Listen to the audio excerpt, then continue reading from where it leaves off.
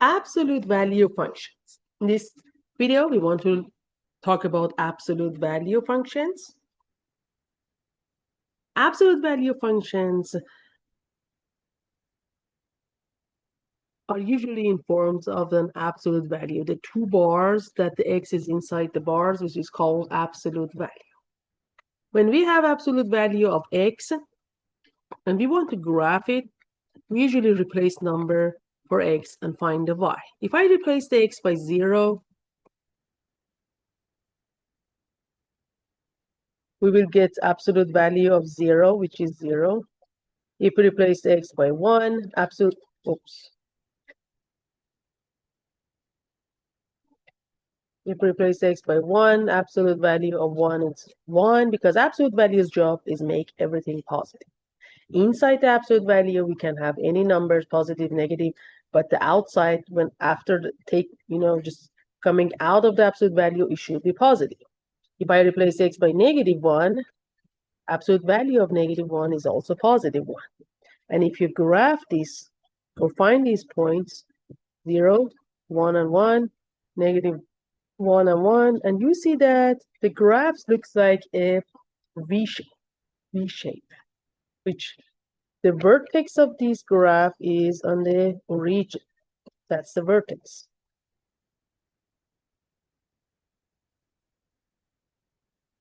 But if we have any other numbers inside the absolute value or outside the absolute value, and we have these form of equation, that means we have types of transformation. And as we talked earlier, that the h and k are horizontal and vertical shift, which means we are shifting the whole graph, so we're shifting the vertex, which means the vertex from origin will be shifted to h and k. So if the absolute value is in this form, the vertex is h and k. Each is the number that's inside the absolute value with x, and k is the number after the absolute value, which is adding or subtracting the absolute value. And we always have a V shape, and this V-shaped graph sometimes is looking upward, sometimes is looking downward, based on if we have a reflection or we don't have the reflection. And if you look at these pictures, we have different forms of absolute value function.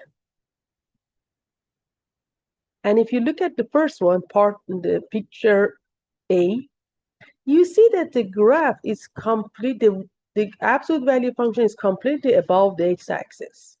And this function is not crossing the x-axis anymore. When it's not crossing x-axis, which means we don't have any x-intercept.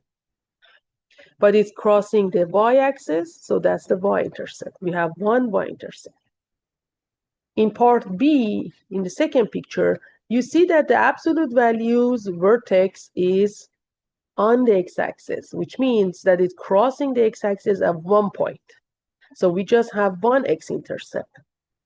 And we also have one y-intercept.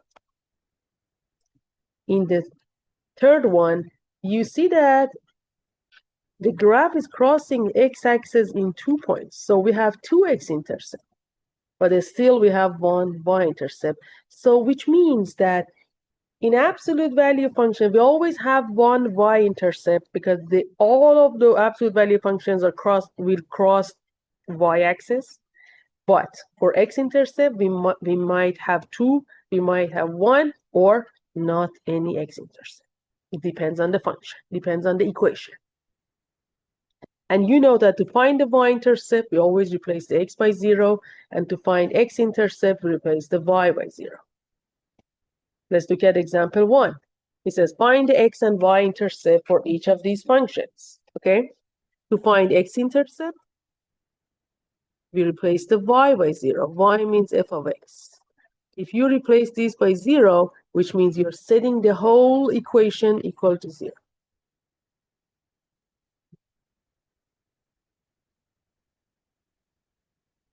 And then try to find the x. Okay, to find the x, first of all, since you want to isolate the x, you need to move 4. So we subtract 4 from the both sides. Then to get rid of negative 2, since negative 2 is multiplying by the absolute value, we divide both sides by negative 2. So we get the absolute value of x minus 3, which is equal to positive 2. Now it's time to drop the absolute value and get inside the absolute value. And we know that every time we drop the absolute value, since inside the absolute value can always can take positive and negative numbers, if you drop the absolute value, you have to leave a plus and minus on the other side, which means inside can be positive 2 or can be negative 2. Then we need to try and solve for x.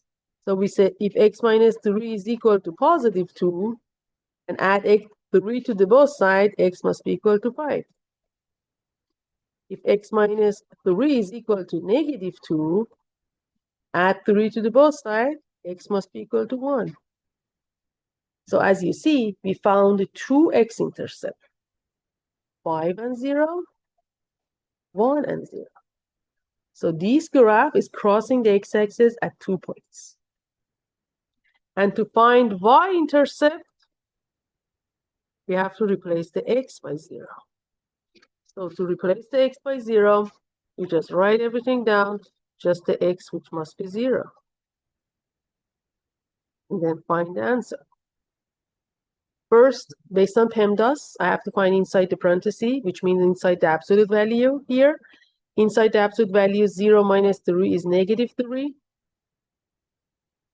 Then we have to get rid of the absolute value. And I know the absolute value's job is make everything positive. So the absolute value of negative 3 is positive 3. Then multiplication and then addition. Negative 2 times 3, which is negative 6, and negative 6 plus 4 is negative 2. So my y-intercept is also a point, which is 0 and negative 2. We are done with part A. For part B, we want to find x-intercept. Again, x-intercept means replace the y by 0. If you set the whole function equal to 0 and try to isolate the x, you need to move 1 to the other side first. Then divide both sides by 2. Then it's time to drop the absolute value. And you know, every time we drop the absolute value, we need to give the other side a plus and a minus. But something is wrong here. We know that the absolute value's job is make everything positive. That means when we have the absolute value, the other side must always be positive. Because absolute value makes everything positive. There's no way that we have the absolute value, which is a positive value, equal to a negative value. Every time you get a negative on the other side of the absolute value, after isolating the absolute value, you stop and you say there is no solution. Because absolute value is always positive, and there's no way that we have it set equal to a negative number. So there is no x-intercept. So if you graph this equation, you will see that the graph looks like part A. It's completely above the x-axis, so never cross the x-axis. Now, to find y-intercept, we replace the x by 0.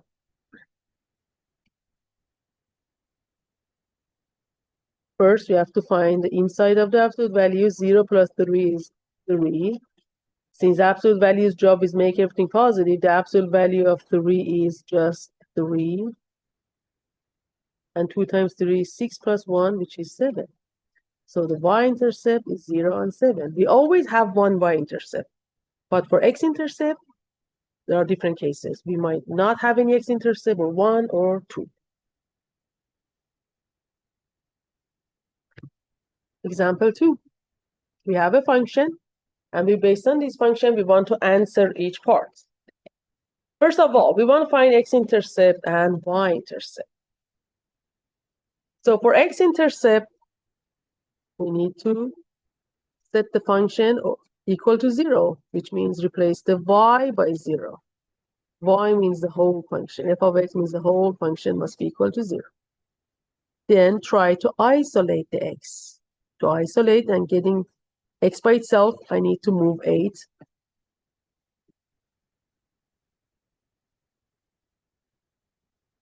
I need to divide both sides by 2. And now it's time to drop the absolute value. Remember, every time x is inside the absolute value and you drop the absolute value, the other side must receive a plus and a minus. We learned this one when we solve absolute value equation. So when you drop the absolute value, you just write x minus 3. You keep the inside the same, but the other side must be positive or negative. Now try to find the x in each one. If I add 3 to the both sides, I will get 7 for the first one, and I will get -1 for the second one.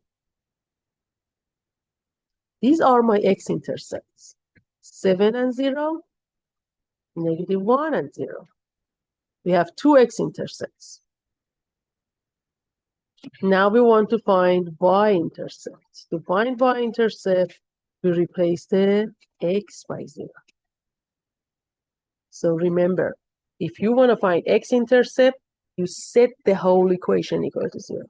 But if you want to find y-intercept, you just replace the x by 0.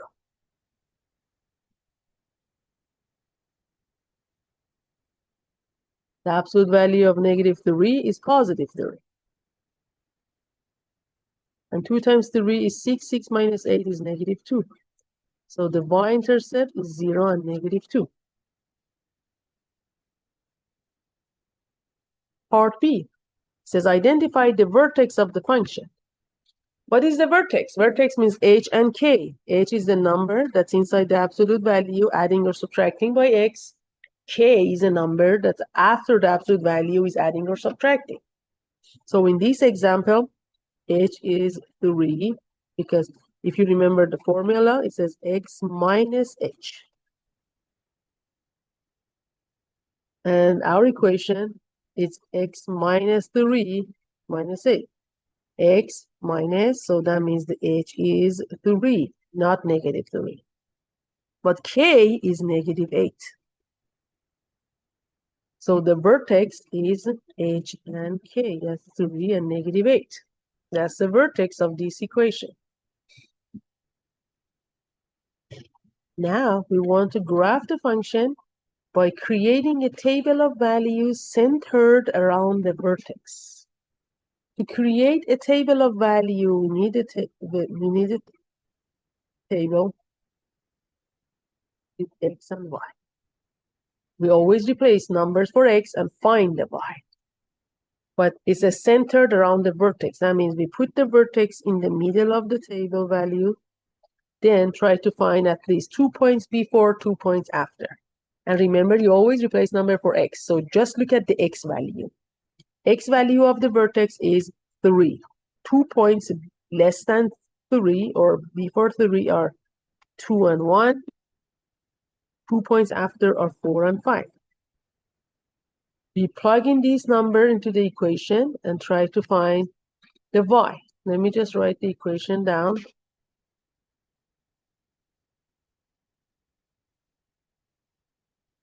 Okay. Now, if I replace the x by 1, let's see what do we get. Let me just move this table so I have need for space. So the vertex is 3 and -8, 2 and 1, 4 and 5. Let's replace x by 1. So we get 2 times 1 minus 3 minus 8. 1 minus 3 is -2. Absolute value of -2 is +2. 2 times 2 is 4, and 4 minus 8 is -4.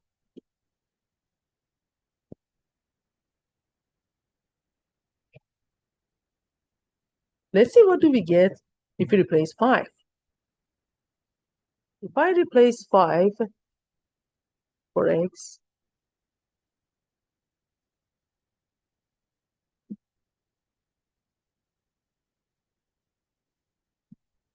we get 5 minus 3, which is 2, Absolute value of 2 is 2, and 2 times 2 is 4. 4 minus 8 is again is negative 4.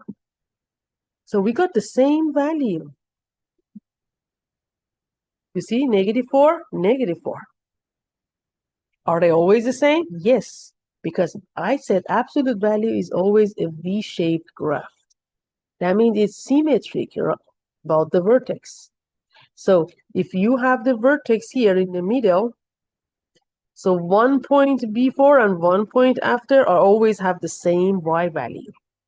2 points before and 2 points after also have the same y value, which means if you find the 2 points, you can just use the same numbers for the other 2 points as well.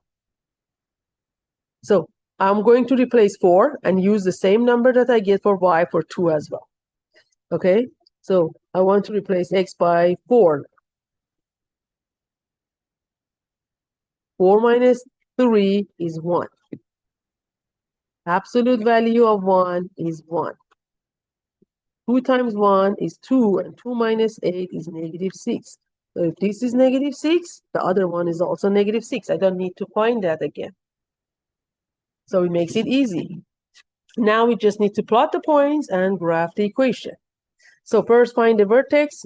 3, 1, 2, 3, 1, 2, 3, 4, 5, 6, 7, 8. Okay, that's the vertex. Next point, 1 and negative 4. 2 and negative 6. 4 and negative 6. 5 and negative 4. And just connect the points. And we also know the x-intercept. We know where graph is crossing the x-axis. 7 and 0, negative 1 and 0. We can also use those points. 1, 2, 3, 4, 5, 6, 7 and 0, negative 1 and 0. Just make sure that we are going through those points as well. Okay. And as you see, the y-intercept is 0 and negative 2, which means the function is crossing the y-axis at negative 2, and which is correct. Now, after graphing, it says state the domain and the range of the function.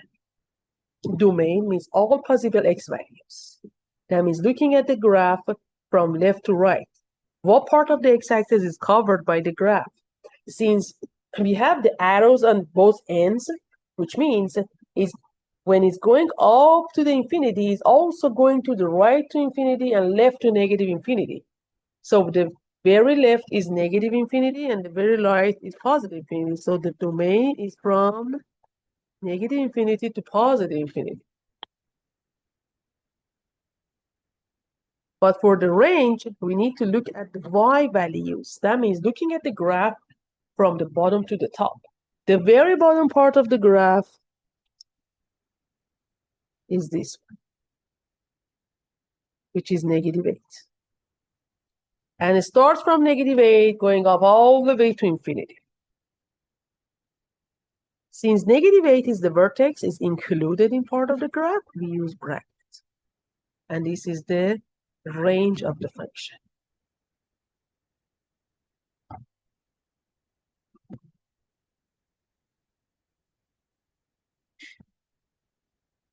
Let's look at next example.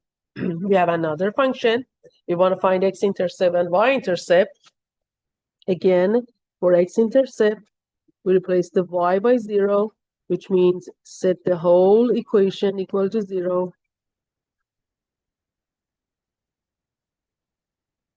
Isolate the x, move 3. So we have, don't forget to keep the negative because negative is outside the absolute value and we have to keep it. Negative means negative 1. Now, if you want to get rid of that, you have to divide by negative 1.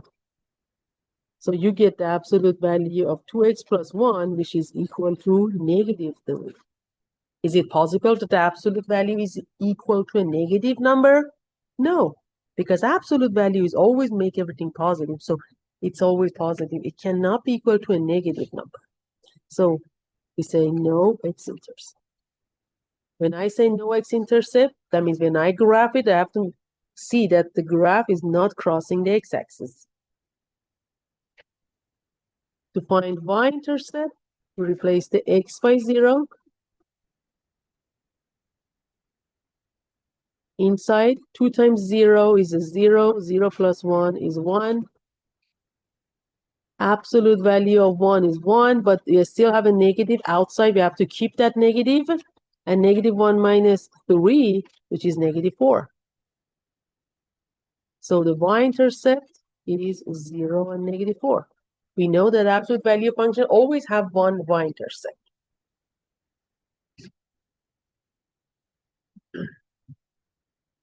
Now we want to find the vertex of the function. We said that the equation for finding the vertex must be in forms of x minus h plus k. That's a general form.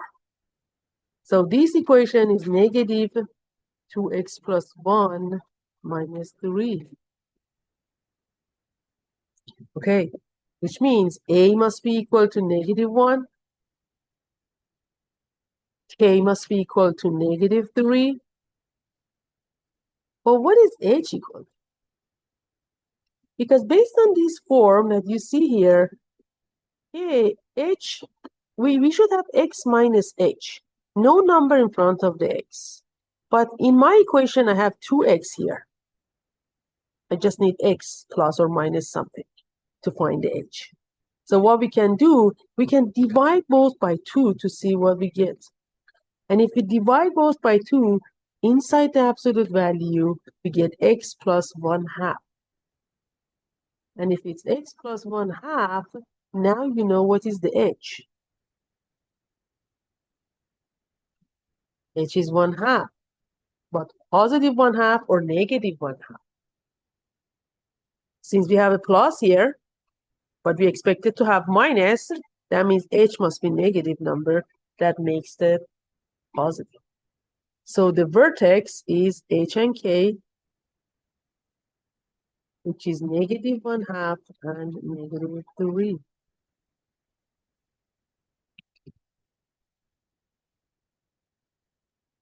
Now we want to create a table value around the vertex.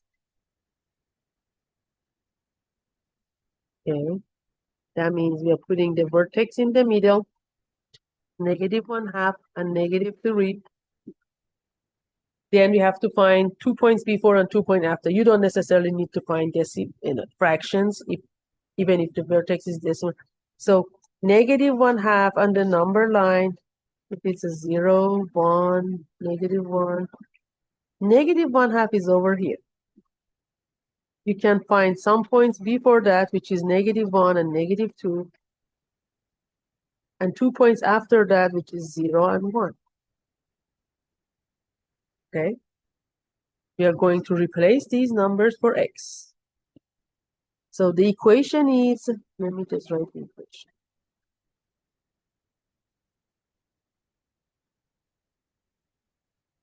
Okay.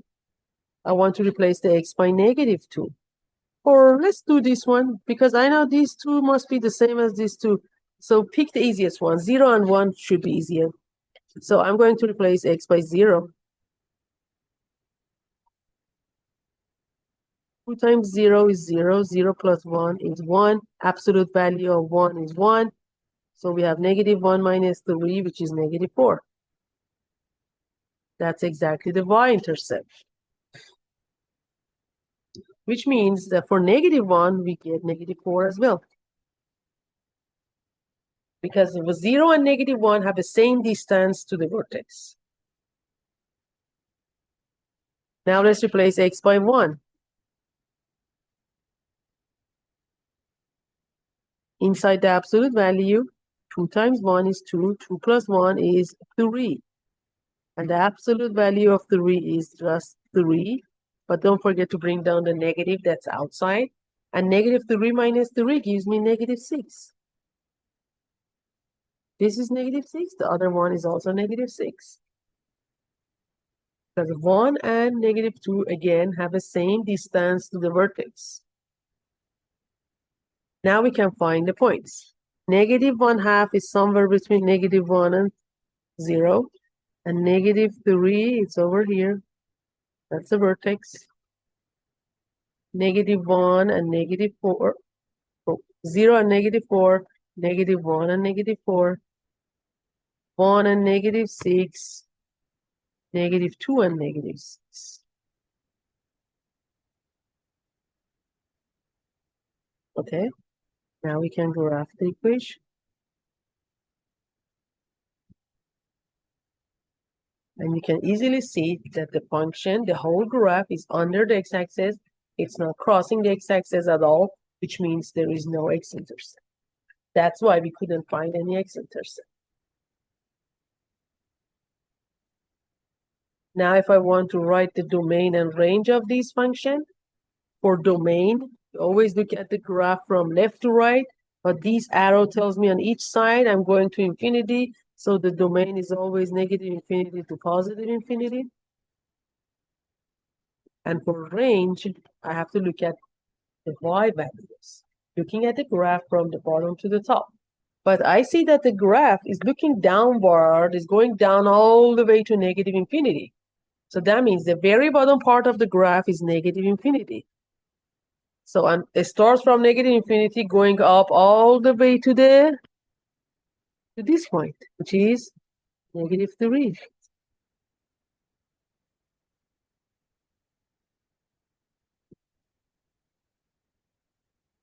We are done.